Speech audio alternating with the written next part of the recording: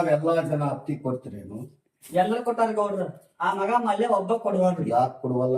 ಕೊಡೋದ್ ಅಷ್ಟಲ್ರಿ, ಊರಾ ಮಂದಿಗೆಲ್ಲ ಹೇಳತ್ತನ್ರಿ ಗೌಡ್ರ ರೊಕ್ಕ ಕೊಡ್ಬೇಡ ಅಂತಾರ್ರಿ. ಹಿಂಗ ಹೇಳಕತ್ತ ನೀನು? ಹಾ ರೀ. ಏನು ಮೈಯಾಗಿಟ್ಟು ಹೆಣ್ಮಗಂದ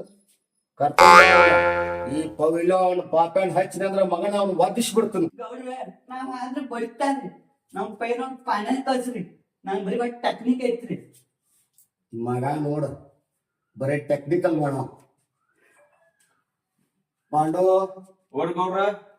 ಆ ಮಲ್ಯ ಏನೋ ಹತ್ತಿ ಕೊಡುವಲ್ಲಂತ ಗೌಡ್ರ ಹೋಗಿ ಎಳ್ಕೊಂಡು ಬಾ ಅವನು. ಆಯ್ತು ಗೌಡ್ರ, ಹೋಗಿ ಕರ್ಕೊಂಡ್ ಬರ್ತೀನಿ ಮಗನೇ. ನಡಿ ಹೋಗೋಣ.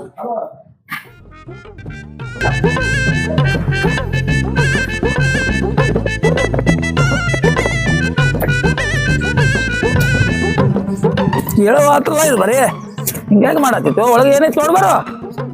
ಮಲ್ಯ ಮಲ್ಯ ಏನಾದ್ ಬುಕ್ ಶೆಟ್ಟಿ? ನಮ್ ಗೌಡ್ ರೊಕ್ಕ ಕೊಟ್ಟಿಡ್ರಿ. ನಾ ರೊಕ್ಕ ಕೊಡಂಗಿಲ್ಲ, ಯಾರ ಕೈ ರೊಕ್ಕ ಕೊಟ್ಟು ಕೊಡ್ಸಂಗಿಲ್ಲ. ಪಾಂಡ್ಯ ಒಂದ್ ಎತ್ಕೊಂಡ್ ನಡೀಲಿ.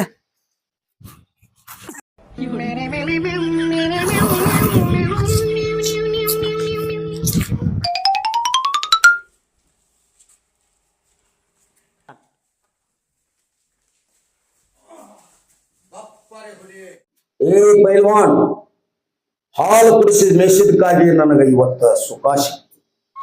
ಅಲ್ಲೋ ಊರಾಗ ಹತ್ತಿ ಕೊಡಂಗಿಲ್ಲ ತಿಳ್ಕೊತಿರ್ಗಟ್ಟೇನು?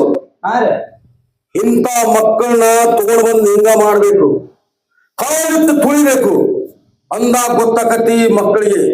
24 ಹಳ್ಳಿ ಅರಸು ನಾವು. 24 ಹಳ್ಳಿ ಒಳಗ ಈ ಗೌಡರ ದರ್ಬಾರ ಹಿಂಗ ನಡಿಬೇಕು.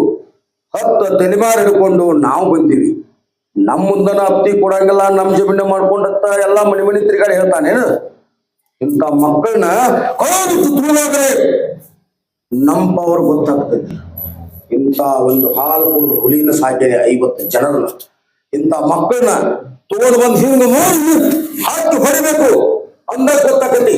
ಎದ್ ಗೊತ್ತಿಲ್ಲ ಅಂದಾಗ ಗೊತ್ತಾಕತಿ ಮಕ್ಕಳಿಗೆ. ಹೌದಾ?